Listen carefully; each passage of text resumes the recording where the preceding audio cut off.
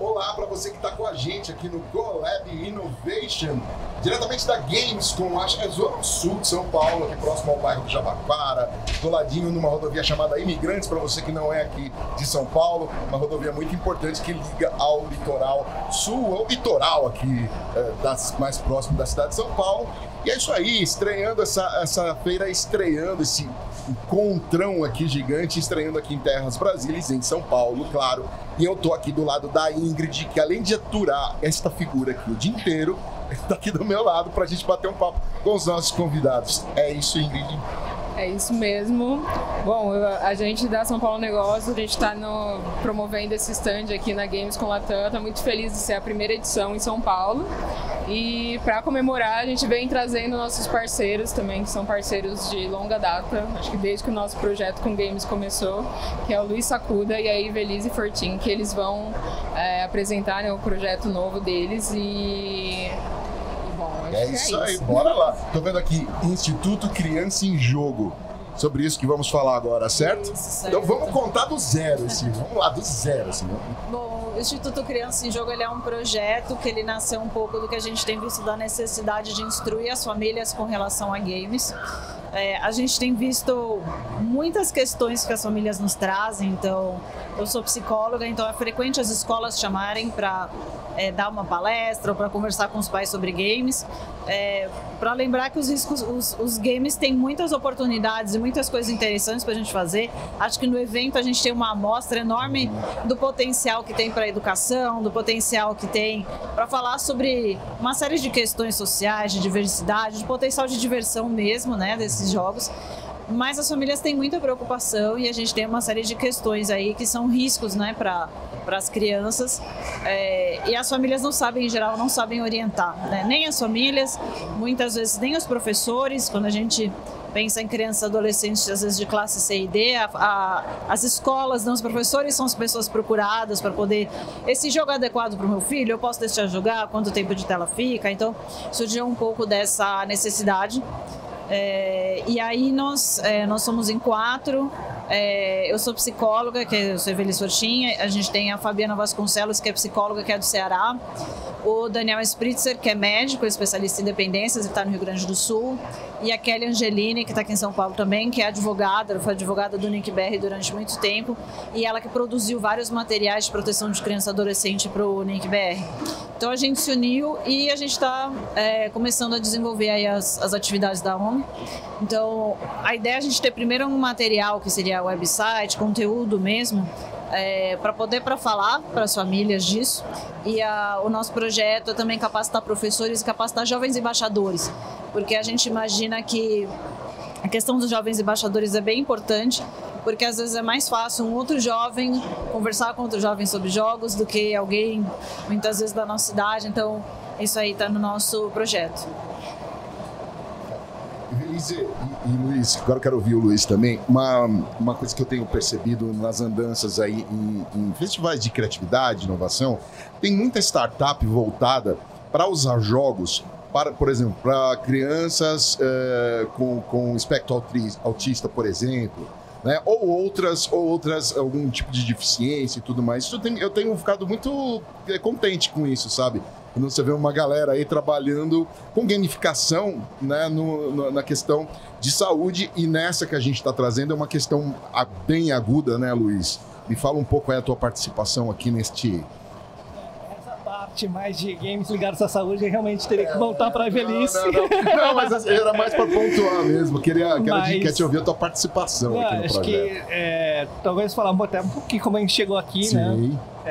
Ivelisse e eu, a gente tem uma coisa em comum, que é um mestrado ancestral em coisas digitais, né? Então ela fez um mestrado sobre RPG de texto online, e eu fiz sobre teletrabalho, e isso não foi 2001, o seu também, né? 2001. Cara, isso na época era muito disruptivo, isso, então, você imagina. Se hoje em dia você falar como é que foi o primeiro... Ai, caramba, você falou uma... RPG de texto, online. Não, mas antes do RPG de texto, vocês falaram em ancestral... Porque é muito antigo, assim, a gente começou no sistema digital há muitos anos atrás. Por isso... A gente brinca quando era tudo mato, no passado. Milênio passado. Muito bom. Era tudo mato. Mas para falar do que você perguntou, tem 2 tipos de jogos que o pessoal tem usado. Então, quando você pensa em pessoas que têm, por exemplo, alguma deficiência do espectro autista, tem uma quantidade, vamos dizer assim, tem muitas diferenças, né, nas pessoas que estão nesse espectro, mas tem uma população aí que gosta bastante de games e que games é uma forma de socialização bem importante quando a gente está pensando nessa população. E tem uma outra coisa que a gente chama que seriam os serious games ou os games voltados para a saúde, que aí são jogos que são desenhados para esse público.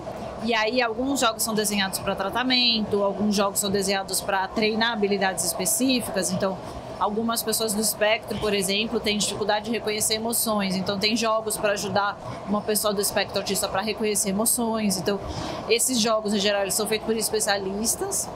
E esses jogos são feitos por especialistas, eles fazem parte do tratamento ou do treinamento que a pessoa que está aí nesse espectro pode colocar. E aí quando a gente pensa na população com deficiência, tem muitos benefícios, porque às vezes por meio de controles acessíveis, você pode fazer uma atividade que provavelmente você não faria, você pode participar de comunidades online que provavelmente você não faria. Então é uma população que tem um benefício muito grande, né, de games. Inclusão total. Isso, né? Inclusão. Legal.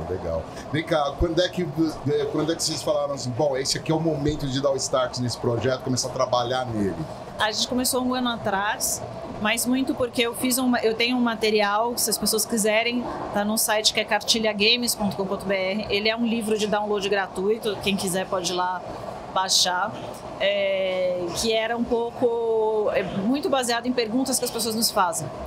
Né? Tanto para mim ou às vezes para ele, é muito frequente assim, você entende de games, meu filho quer jogar Roblox, quer jogar Fortnite, pode ou não pode, por que pode, por que não pode?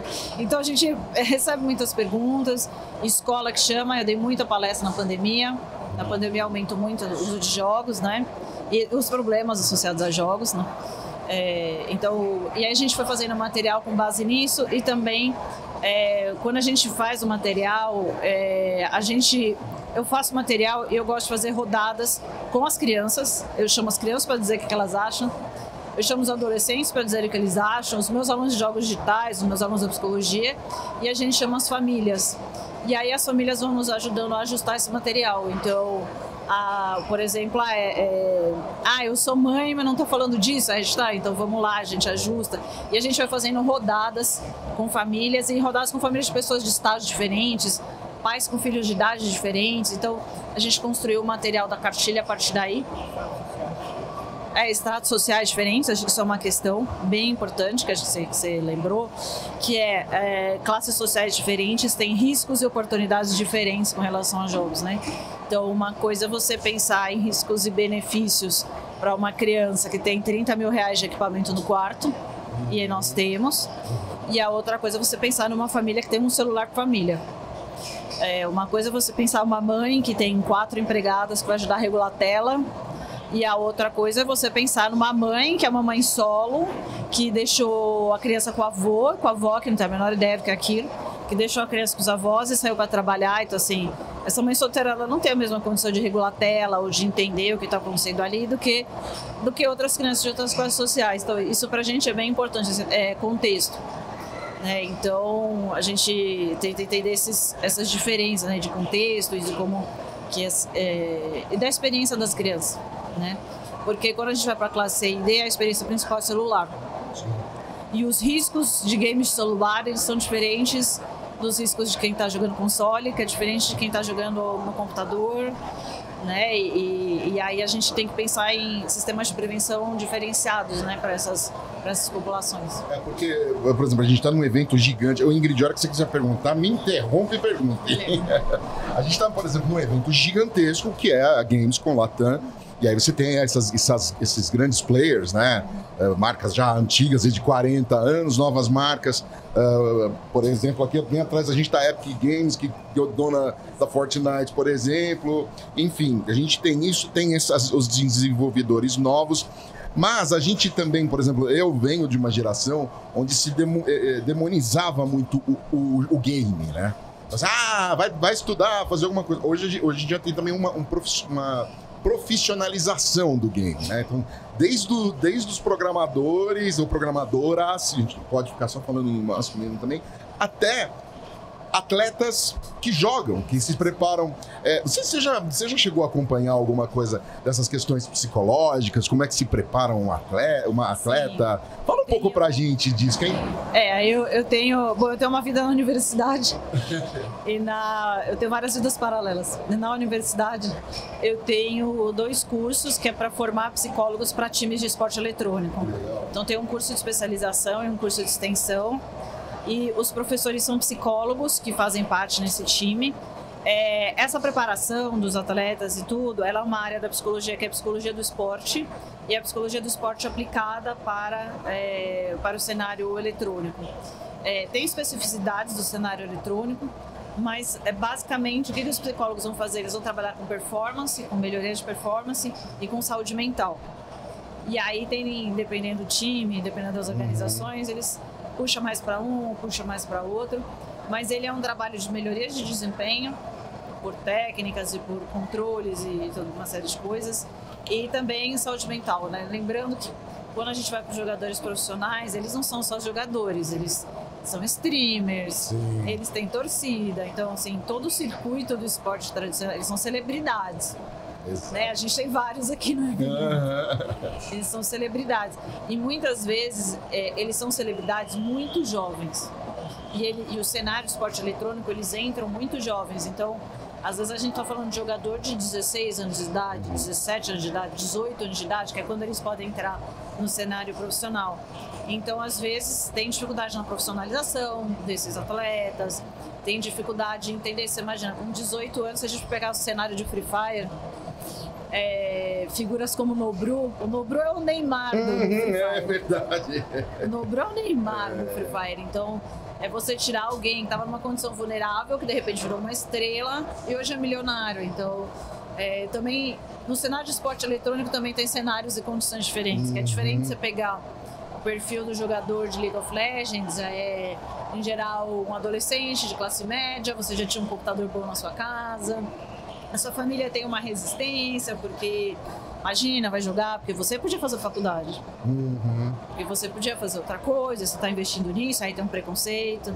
Às vezes é diferente quando você vai para o cenário de Free Fire, que tem muita família que olha assim e fala assim, cara, é a oportunidade de tirar a gente daqui. Então tem família que incentiva, ou tem família que não, tem família que fala, não vai investir em joguinho, vai trabalhar, né? Então, tem uma série de questões aí no cenário de esporte eletrônico também. Você constrói muita expectativa, né? Dependendo de onde e nem toda expectativa é boa. Vai lá.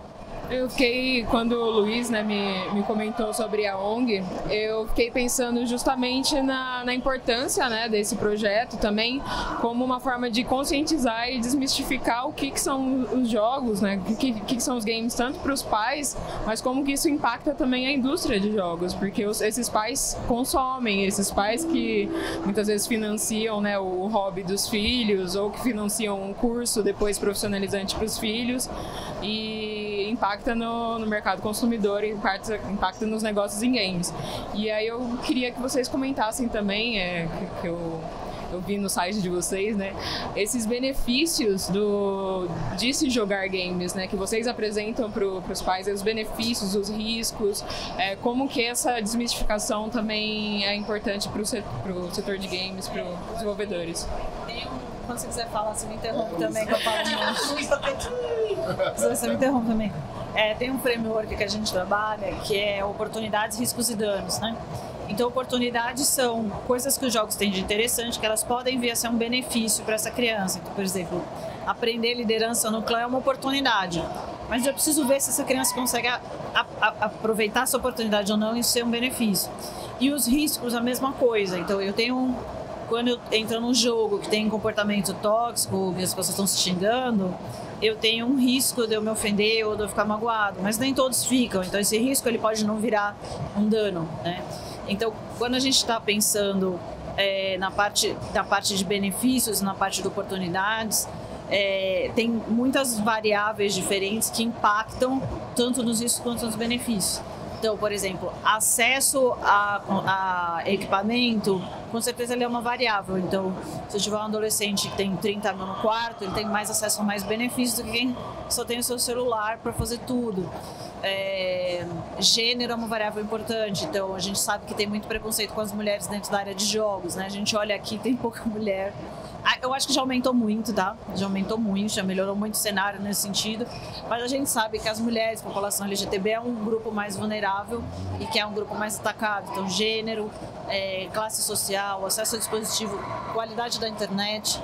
Então, qualidade da internet, por exemplo, eu tenho internet que vai funcionar só no meu celular, ou a minha internet vai me permitir jogar uma coisa que é um jogo AAA, né? Então, acesso à internet é outra variável. Tem variáveis que são familiares, né? Então, que é isso que a Ingrid estava falando, é um pouco se os pais, qual é o conhecimento que os pais têm de games.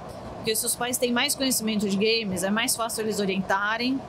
Às vezes tem menos preconceito com relação ao que o filho está jogando ou o que está acontecendo ali. E tem pais que têm uma visão muito negativa, principalmente jogo de tiro. Então, assim, é violento, você não devia estar fazendo isso. Eu entendo que ainda tem um preconceito muito grande de que, como se games não fosse um entretenimento legítimo. Sim. Porque você devia estar ocupando a sua vida de uma outra forma. Pode, game não. Você devia estar ocupando a sua vida de outra forma. Jogar não leva a nada. Jogar não é um lazer produtivo, já escutei essa. Jogar não é um lazer produtivo. Quando, na verdade, a gente tem que pensar que jogos a gente tem desde a humanidade, todo mundo joga, criança joga, brinco joga, né? Então, a gente tem formas mais sofisticadas de jogar, né? E de estar nesses jogos. E eu acho que isso tem um impacto em como as famílias conseguem ou não mediar a relação das crianças com o jogo. Porque aí, a postura das famílias, tem 3 posturas que a gente fala. Uma é fazer uma mediação que é extremamente restritiva, então você proíbe tudo. Não pode jogar nada, não pode ver nada. Tem outro tipo de família que é assim, quero nem saber o que você está fazendo no celular. Sei lá, o que eles estão jogando? Sei lá, não tenho a menor ideia, não entendo nada, não estou vendo nada. E tem posições que a gente fala que são você conseguir ter um pouco de mediação restritiva, porque às vezes precisa, criança precisa ter limite de tela, mas também é você fazer uma mediação com a criança que ela possa entender por que ela... Tipo, por que você não vai jogar Fortnite quando você tem 8 Fortnite a 16 anos? Né, da criança poder entender os valores da família, mas para isso as famílias precisam conhecer, porque senão o preconceito é muito grande.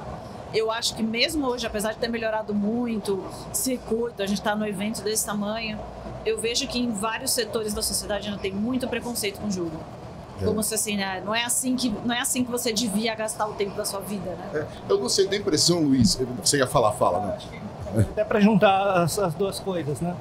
Como é que isso também faz com que a cultura seja diferente, e isso tem impacto tanto na produção, na fruição, no consumo e fruição dos jogos, né? Então, um dos problemas que o pessoal vê de muito jogo ser machista, sexista, etc., é também porque os times acabam sendo muito predominantemente masculinos. Mas por quê? Aí tem vários motivos. Quer dizer, primeiro, porque lá no começo, as gerações anteriores tinha uma restrição maior às mulheres terem acesso aos jogos, né? O console era coisa do menino, o computador era coisa do menino. E conforme isso foi mudando, também a gente vê isso mudando, né? Então,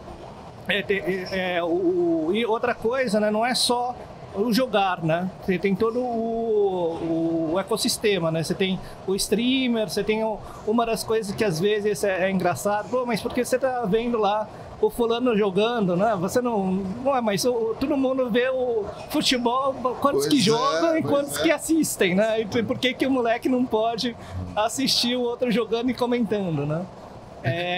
Então é muito engraçado, porque às vezes tem umas coisas que são naturalizadas para outras atividades, outros esportes e outras formas de arte, e quando chega em jogos o pessoal acha estranho, né? Então, enfim, acho que... E tem uma outra coisa também, que acho que isso vai acabar, como a Evelise já falou, né? Não é só o desenvolvedor e não é só o jogador. Quer dizer, você tem um monte de outros profissionais, tanto em esportes, quanto pensando na fruição, né? Você tem os outros geradores de conteúdo, aí tem todo o pessoal de marketing, entendeu? Enfim, tem todo um ecossistema de profissionais, né? Que estão trabalhando tanto na produção quanto no consumo, na fruição de jogos, né? Acho que isso é interessante também. E como que também hoje os jogos têm as franquias que começam nos jogos e vão para as outras mídias e vice-versa. Então, não dá para pensar no jogo e no universo de jogos separado do resto do mundo, como muitas vezes ainda o pessoal tenta ver. Pois é, eu ia comentar isso. Não sei da tua impressão, Ingrid, e vocês também, Ivelisse, Luiz. Na medida que eu fui vendo o crescimento da indústria de jogos, vinha muito carregado de preconceito. Então a impressão que eu tenho é que os caras disseram assim, tá bom, ninguém liga pra gente, então a gente vai crescer sozinho aqui e isso foi se desenvolvendo. E eles foram desenvolvendo esse meio ambiente deles, assim, até que se afastou demais. Por exemplo, no mercado publicitário ainda não conhece direito a indústria dos games, apesar de já você faz tempo, por exemplo, você tem ali a HDL, por exemplo, num jogo de Fórmula 1, a Pirelli, sei lá. Mas eu fui, com o tempo, aí, sei lá, nos últimos 20 anos eu vejo que o mercado publicitário, veja, você demorou para entender os games. Eu acho que isso socialmente também conta muito, né? Essa distância de agora a gente dizer, de agora não, sei lá, talvez nos últimos 5 anos, Ivelisse, que a gente está lidando mais de uma maneira mais pesada, sei lá. Tem algumas coisas que a gente pode falar também, é que o mercado, pensando em marketing, né? O mercado de games ele é muito diferente do que o mercado publicitário está acostumado. Sim. Né? Então, às vezes, o mercado a publicidade quer coisas que os jogos não podem fazer ou que você não sabe a dificuldade da coisa. Então, por exemplo, quando a gente tinha o curso da FIA, né? Era muito frequente, assim, o patrocinador queria que uma área do jogo tivesse o nome dele. Eu falei, gente, você não tem noção... Você vai ter que mudar o código do jogo, não é que nem você pôr um sticker, né? Então eu acho que tem coisas assim. E tem uma outra coisa que eu acho também que tem uma questão geracional, que a gente agora a gente está nas primeiras gerações que os pais jogaram.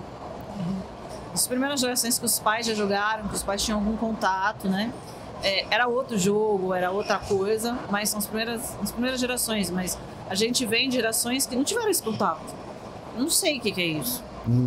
Nunca vi, não sei o que vocês estão falando, né? É uma outra coisa que vai ficando à parte, né? E agora o que eu vejo muito de marca é assim, nossa, agora a gente perdeu o bonde e agora tem que... que sai correndo, exatamente. Nós perdemos o bonde, agora nós temos que fazer alguma coisa, né? Mas isso também tem a ver com as questões geracionais, né? Estava lembrando muito que a gente tinha o cenário de esporte eletrônico tem muito isso. Marcas que estão muito tradicionais, que querem investir no cenário de esporte eletrônico para tentar renovar uma marca com um determinado público, porque os jovens estão lá e não estão em outros lugares. E aí às vezes cai de paraquedas sem abrir, né? Exatamente. Ingrid, você quer acrescentar alguma coisa? Nesse Vamos reforçar sentido, o projeto.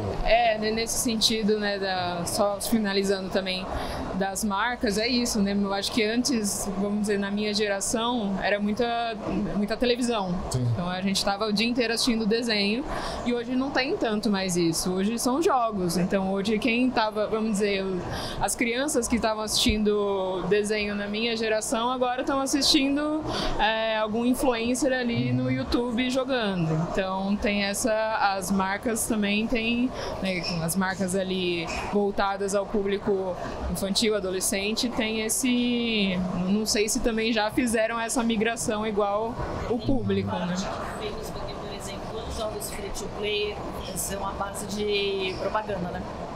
Então tem muita gente que já migrou para propaganda para os jogos free to play. E tem players grandes e players importantes.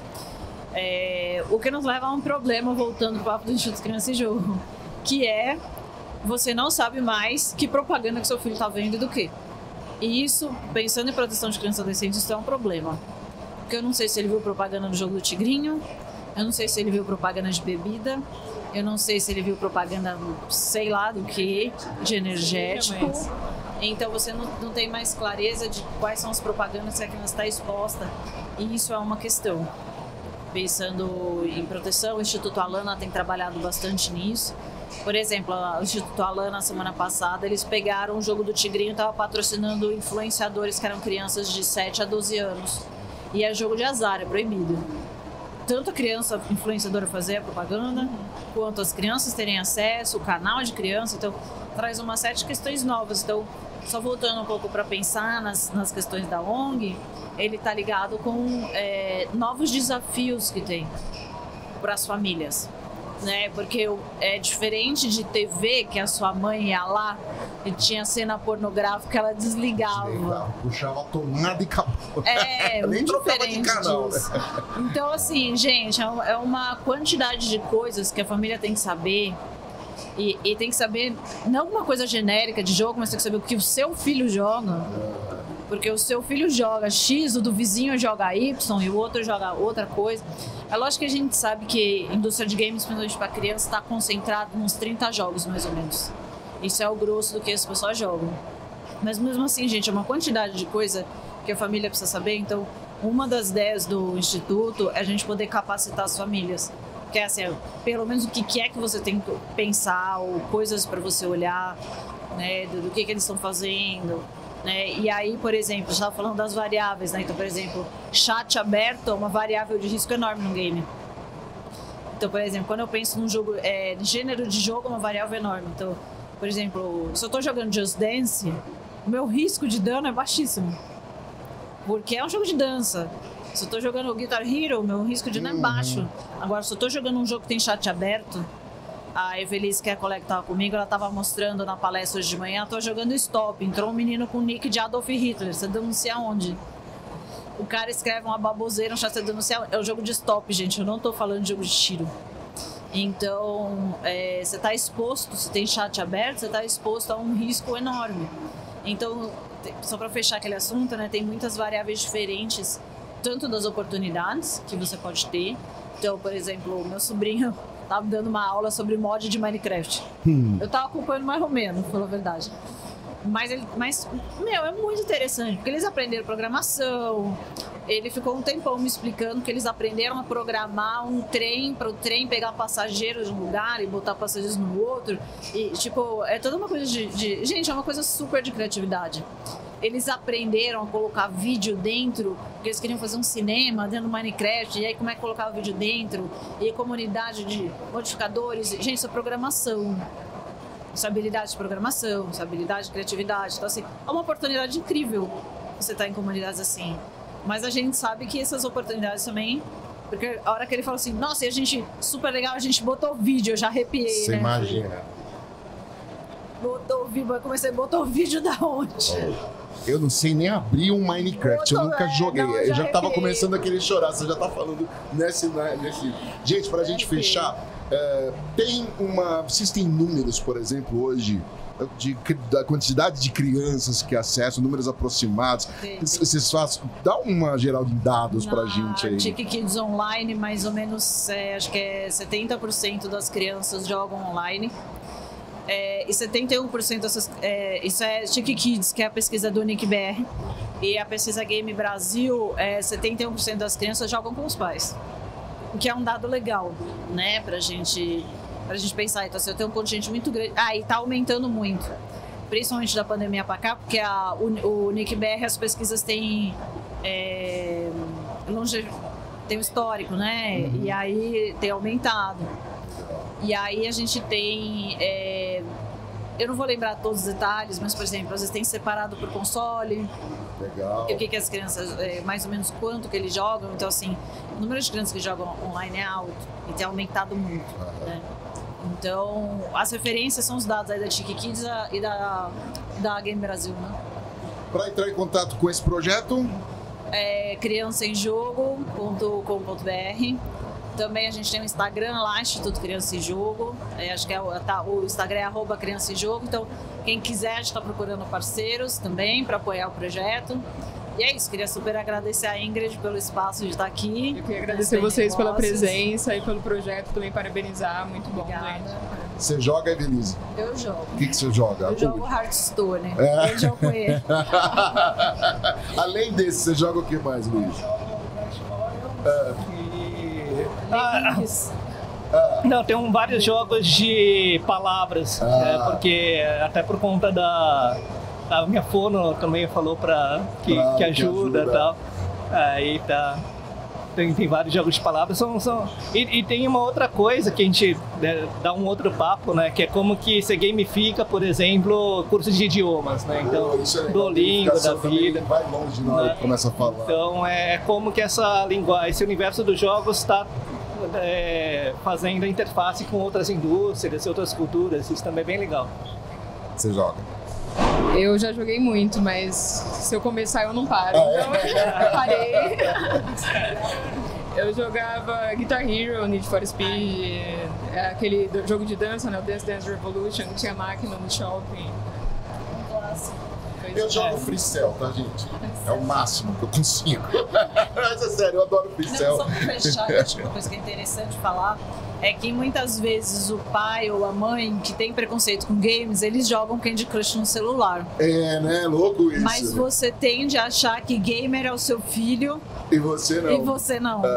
Você joga um joguinho, mas gamer é o seu filho que tá jogando jogo de tiro. Tem um jogo do Reizinho lá que eu vejo galera jogando assim muito lá e o Reizinho fica lá, precisa. Ai, gente. Mas a galera não se vê como gamer. Evelise, muito obrigado pelo papo. Luiz, obrigado pelo papo. Parabéns pelo projeto. Ingrid, obrigado por me ajudar aqui. Você está convocada para me ajudar nas próximas. Tá bom? E a você que nos acompanhou, muito obrigado também pela audiência aqui, nos acompanhar nesse papo. Compartilhe esse vídeo também com todos os pais, mães e, enfim, responsáveis por crianças, que vale muito a pena acessar esse projeto. A gente volta já já com o Collab Innovation, diretamente aqui da Gamescom, estreando aqui no Brasil. É isso aí, até já!